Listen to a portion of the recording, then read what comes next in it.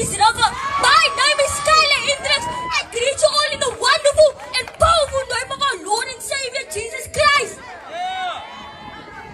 I'm just a young man here this evening to let somebody know that Jesus loves him and has a plan for their lives. Not too long ago, my parents were addicted to drugs. Our lives were messed up. We didn't know what we were going to eat that evening or what was going to happen the week after that.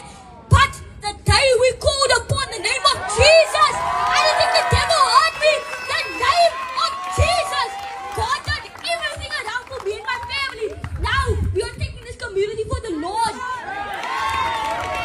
We used to stand in the food lines, but now we are the ones handing out the food.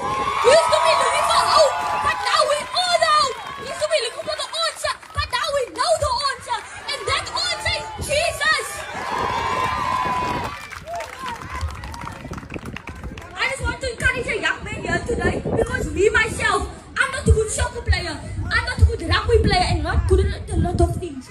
But if God could use David to slay a giant, if God could use Moses to lead the Israelites, if God could use a scared man like Gideon, if God could use my parents who are addicted to drugs to lead this community, if God could use the foolish things to shame the wise, if God could use me, then God could use you.